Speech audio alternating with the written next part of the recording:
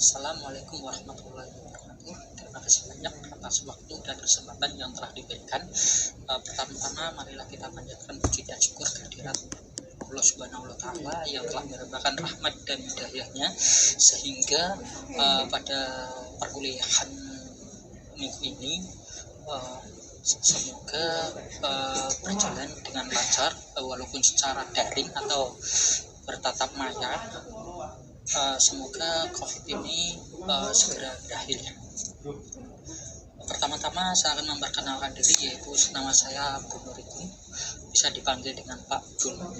Saya juga diberi kepercayaan pada pengampu mata kuliah manajemen keuangan 1, khususnya pada kelas D dan E.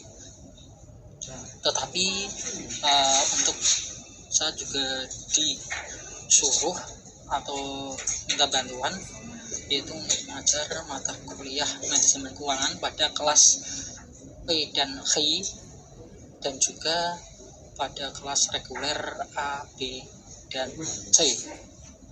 Untuk pertama-tama saya akan menjelaskan tentang kontrak kuliah, dan nanti selanjutnya akan kami jelaskan tentang pendahuluan manajemen keuangan itu apa dan lain sebagainya.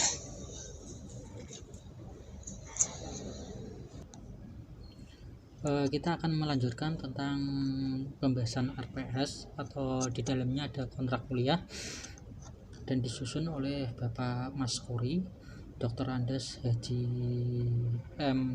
Masruri M, dan Bu Nurikun SEMM, dan ketiga yaitu Ahmad Solikin SEMM. Langsung aja kita membahas tentang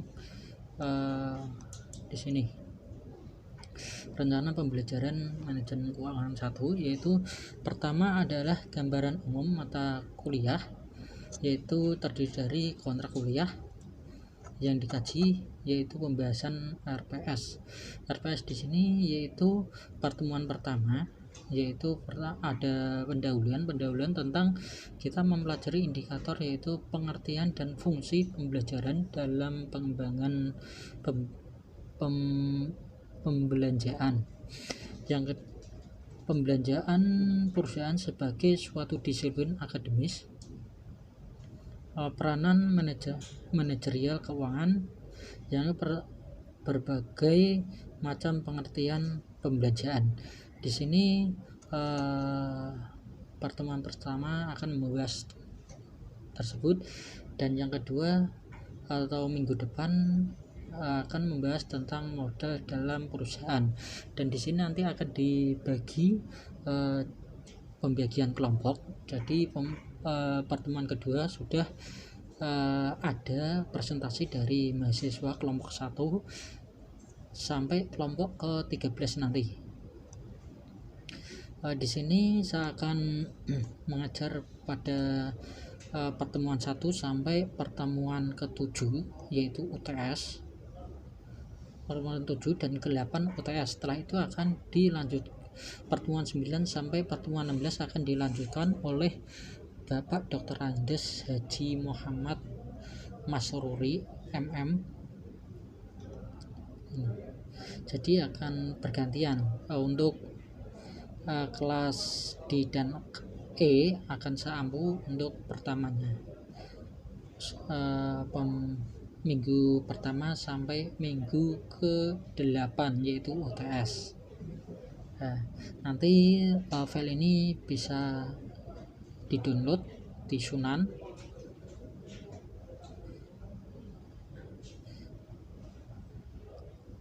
Buku yang sebagai pedoman yaitu Bambang Rianto, yaitu dasar-dasar pembelanjaan perusahaan edisi 4. Di sini metode pembelajaran yaitu menggunakan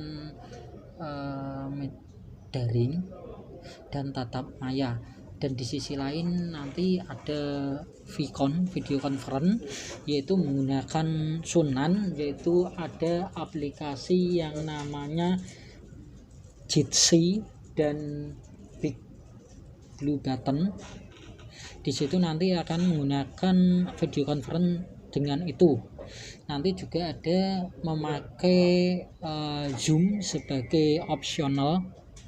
Jadi di situ nanti kalau sunanya penuh akan menggunakan Zoom, media Zoom.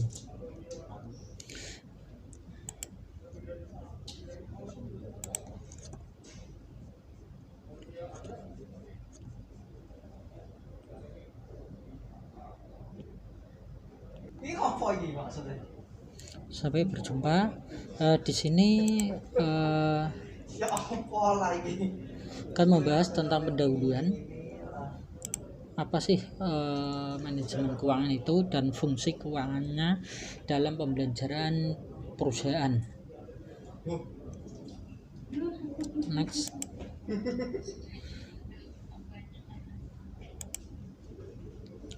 Manajemen keuangan itu apa sih? Di sini nanti akan kita pelajari, yaitu menyangkut kegiatan perencanaan, analisis, dan pengendalian kegiatan keuangan di dalam perusahaan. Jadi tanpa manajemen keuangan, perusahaan tidak akan berjalan atau tidak bisa beroperasional.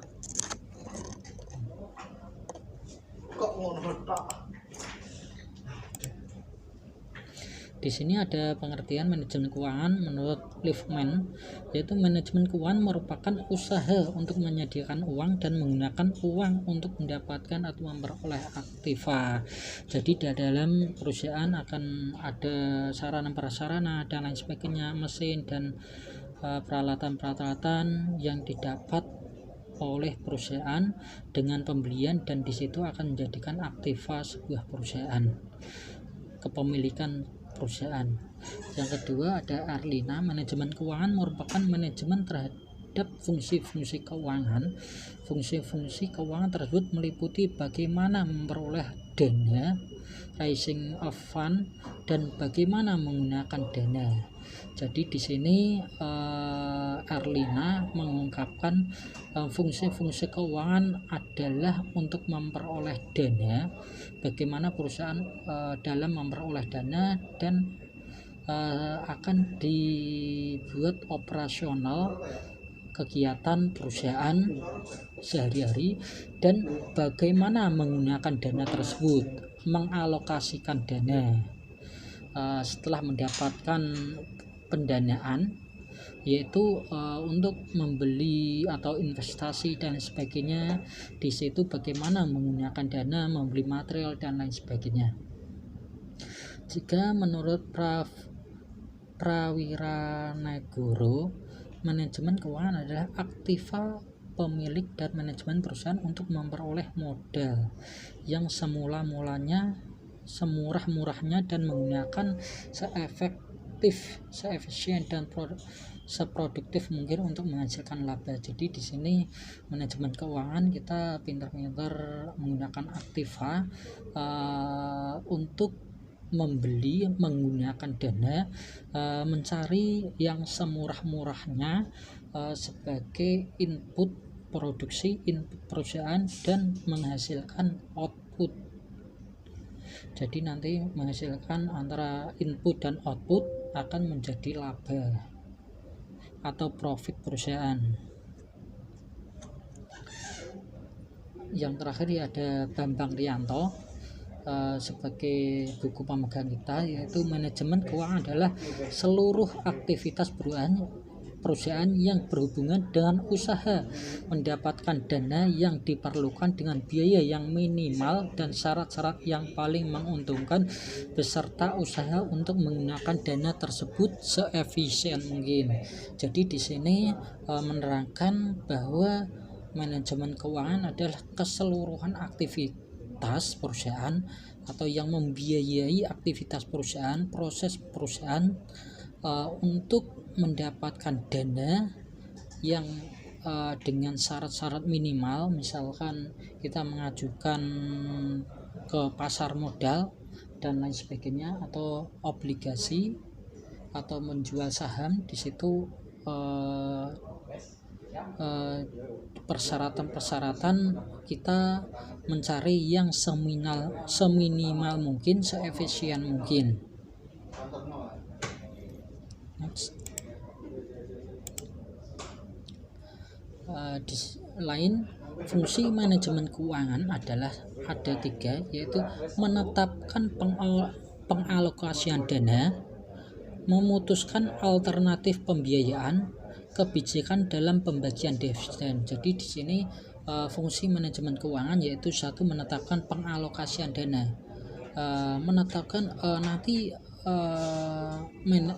manajemen keuangan itu dananya untuk apa sih. Jadi untuk membeli ini atau mengalokasikan pada departemen yang membutuhkan dana tersebut. Yang kedua, memutuskan alternatif pembiayaan. Jadi perusahaan dalam mengalokasikan, dalam membiayai aktivitas perusahaan, perusahaan juga memilih pembiayaan. Dari mana modalnya, dari mana membiayai proses produksi dan lain sebagainya. Nanti bisa alternatifnya memakai entah perbankan, modal sendiri, modal eksternal maupun internal di situ. Dan kedua, kebijakan dalam pembagian dividen. Di sini pembagian dividen yaitu dari keuntungan perusahaan. Yang manajemen keuangan menyangkut pengaturan kegiatan keuangan, di mana kegiatan utama adalah kegiatan menggunakan dana dan mencari dana yang seperti tadi yang saya jelaskan.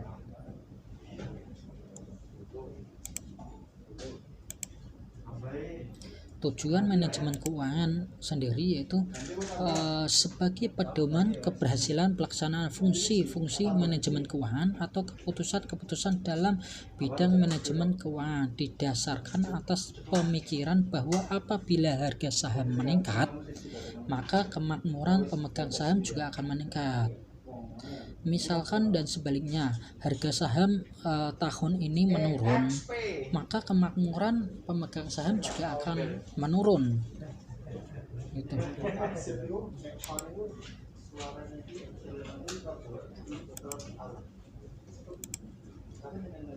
Pembelanjaan dalam perusahaan. Pembelanjaan dalam perusahaan itu apa sih? Kita akan membahas tentang perusahaan-perusahaan secara murni kali ini. Keseluruhan aktivitas perusahaan yang bersangkutan dengan usaha mendapat dana yang diperlukan dengan biaya yang minimal dan syarat-syarat yang paling menguntungkan beserta usaha untuk menggunakan dana tersebut seefisien mungkin. Ini menurut Bambang Rianto. Jadi pembelanjaan dalam perusahaan itu gunanya untuk apa sih? Gunanya yaitu untuk memberikan dana keseluruhan aktivitas atau proses perusahaan dalam kesehari-harian. Next. Fungsi pembelanjaan atau manajemen keuangan. 1. Fungsi penggunaan atau pengalokasian dana yang dalam melaksanakan manajemen keuangan harus mengambil keputusan memilih investasi atau keputusan investasi. Jadi penggunaan dana tadi secara penuh akan digunakan untuk investasi, belanja-belanja tentang alat-alat yang akan dibutuhkan keperluan perusahaan. Yang kedua, fungsi memperoleh dana. Fungsi pendanaan yang dalam pelaksanaannya manajer keuangan harus mengambil keputusan memilih alternatif pendanaan atau keputusan pendanaan. Seperti tadi yang saya ungkapkan pada fungsi manajemen keuangan.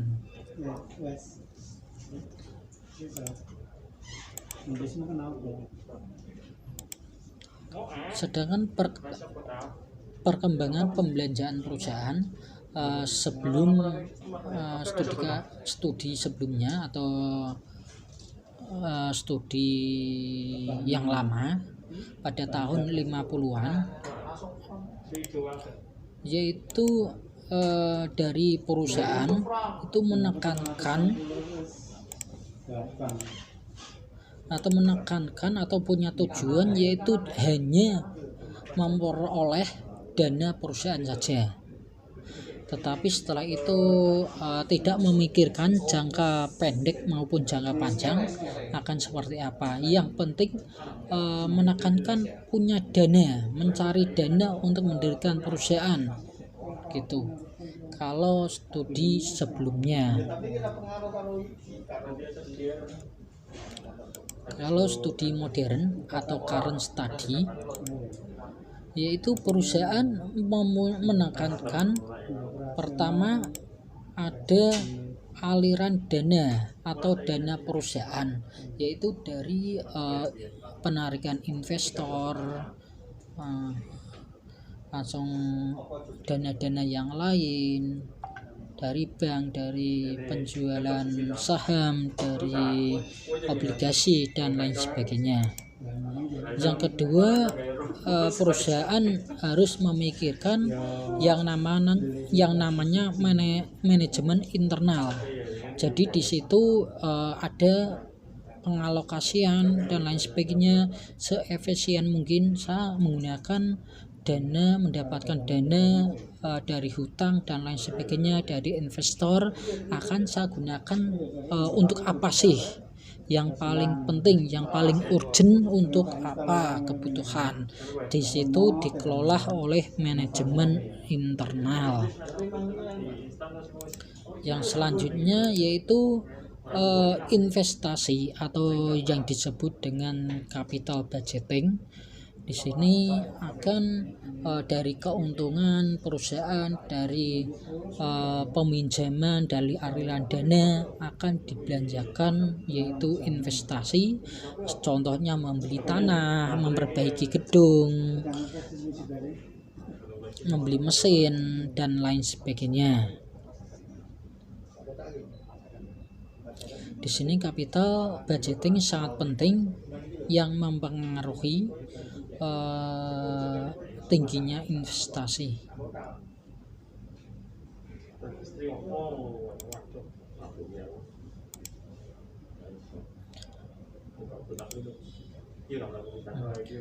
Perkembangan pembelanjaan perusahaan.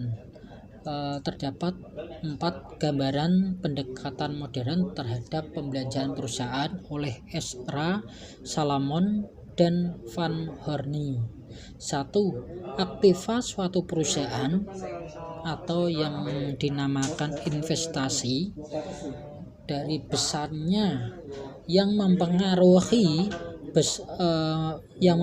besarnya rentabilitas investasi dan aliran kas perusahaan. Jadi perusahaan punya investasi yang akan dibelikan, yang akan diwujudkan sebuah aktiva, sebuah kepemilikan perusahaan seperti gedung, tanah, mesin dan lain sebagainya untuk operasional sehari-hari. Yang kedua, ada kebutuhan dana. Perusahaan menentukan sumber dana atau struktur modal dari eksternal maupun internal. Jadi pembiayaan kebutuhan yang mendanai perusahaan dalam mengoperasionalkan perusahaan, yaitu apa sih, seperti struktur modal dari eksternal maupun internal. Kalau dari eksternal itu dari dananya pemilik perusahaan sendiri atau marga. Sedangkan kalau internal dari hasil penjualan saham, dari laba atau profit dan lain sebagainya. Dan bisa jadi menggunakan dana dari bank, itu juga bisa. Yang ketiga, penggunaan modal. Nah, di sini setelah mencari modal, mendapat kucuran modal dari investor maupun hutang atau dana eksternal maupun internal, yaitu kita harus memikirkan penggunaan modalnya untuk apa sih. Nah, sebenarnya dari awal sampai ini hampir sama sih, cuman untuk mempermantap atau untuk menegaskan saja hampir sama, yaitu fungsi manajemen keuangan dengan pembelanjaan perusahaan hampir sama. Kalau pembelanjaan perusahaan kan hanya lingkup perusahaan saja, sedangkan untuk manajemen keuangan kan luas. Yang keempat yaitu mengenai dividen. Dividen yaitu menentukan persentase dari keuntungan. Jadi sebuah dividen naik dan turunnya yaitu tergantung keuntungan dari penjualan. Persentase dari keuntungan penjualan. Peranan manajer keuangan. Manajer keuangan merupakan manajer perusahaan yang bertanggung jawab atas pengambilan keputusan penting terhadap investasi dan pendanaan. Jika manajemen keuangan perusahaan lemah, ya perusahaan juga akan melemah. Kunci manajer keuangan yaitu penting di dalam perusahaan, yaitu 1. Perencanaan dan pengendalian dana. Jadi manajemen keuangan yaitu berfungsi atau bertugas sebagai perencanaan dan pengendalian dana. Jadi untuk tahun depan, tahun sekarang itu kebutuhan perusahaan apa sih untuk eksperimen dan lain sebagainya, untuk kebutuhan rumah tangga. Di situ manajer keuangan yaitu sangat merencanakan, sangat penghitungan di dalam penggunaan dana. Yang kedua, mendanai investasi dan operasional perusahaan. Jadi di dalam perusahaan biasanya ada planning bulan depan, tahun depan akan memproduksi apa, akan menambah aktif apa dan lain sebagainya. Di situ manajemen keuangan akan merencanakan hal tersebut. Yang ketiga, bertanggung jawab atas perolehan dana yang sesuai dengan kebutuhan, baik jangka waktu, persyaratan maupun biaya. Yaitu misalkan pasar modal, menggunakan pasar modal, bank atau sumber lain. Jadi manajer keuangan juga merancang atau memikirkan bahwa perolehan dana itu benar-benar efektif apa enggak, dalam jangka waktu panjang maupun pendek harus bisa mengembalikan, misalkan menjual saham atau hutang dari bank maupun pasar modal dengan misalkan 100 juta.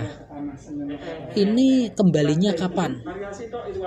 Ini kita mendapatkan keuntungan kapan? Di situ akan direncanakan oleh manajer keuangan.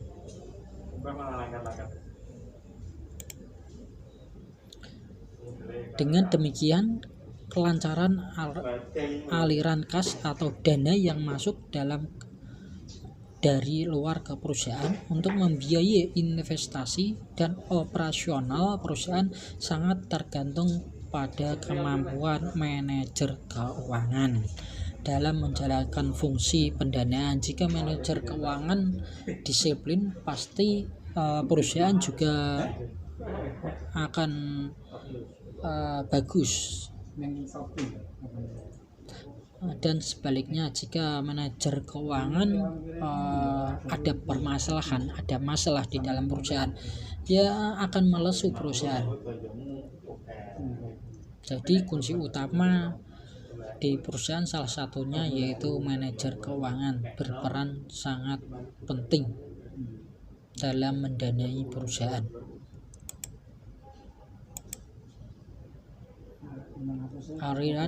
aliran kas antara pasar modal dengan operasional perusahaan.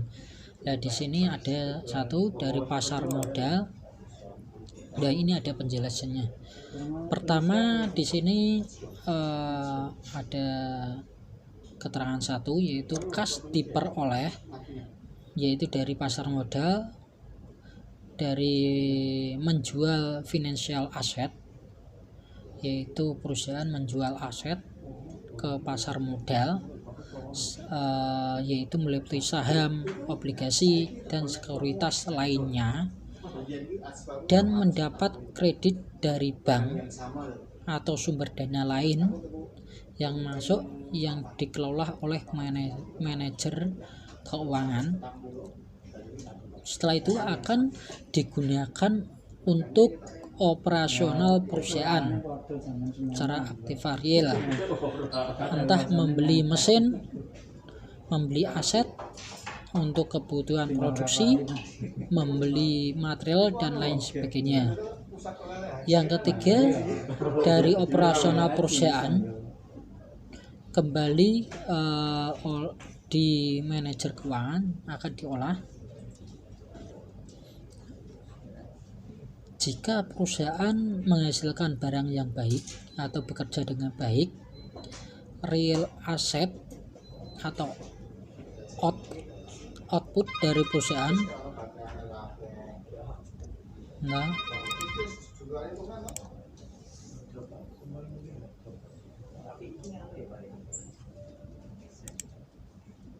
kita lanjut, yaitu yang keempat, dari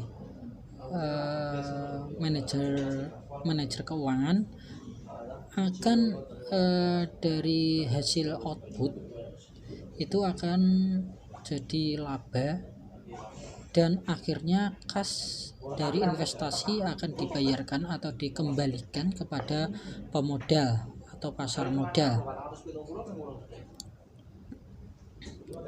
yang membeli sekuritas dari perusahaan tersebut, atau bank memberi kredit. Jadi balik lagi, dari hasil output perusahaan dijual dan diolah manajer keuangan, dan hasilnya akan dikembalikan ke pasar modal atau membeli sekuritas itu.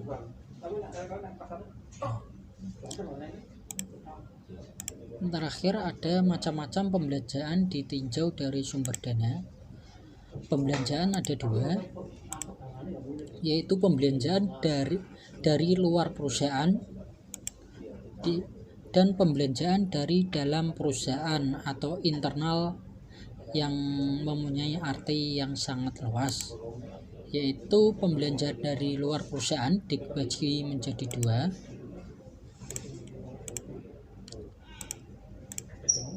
Satu, pembelanjaan sendiri, artinya pembelanjaan pendanaan perusahaan berasal dari pemilik beserta pengambil bagian atau investor yang mempunyai dana pribadi. Yang kedua, yaitu pembelanjaan asing atau dari hasil utang atau penjualan obligasi, saham, dan lain sebagainya. Dana berasal dari bank, asuransi, dan kredit lainnya. Yang kedua, ada pembelanjaan internal dalam arti sempit. Jadi pembelanjaan dalam perusahaan internal mempunyai indikator atau turunan, yaitu pembelanjaan internal dari arti sempit, yaitu penggunaan laba cadangan laba tidak dibagi dalam perusahaan. Jadi mempunyai laba, hasil laba akan disisihkan untuk pembelanjaan internal untuk mendanai. Yang kedua, ada pembelanjaan intensif, yaitu penggunaan dari hasil penyusutan aktiva tetap.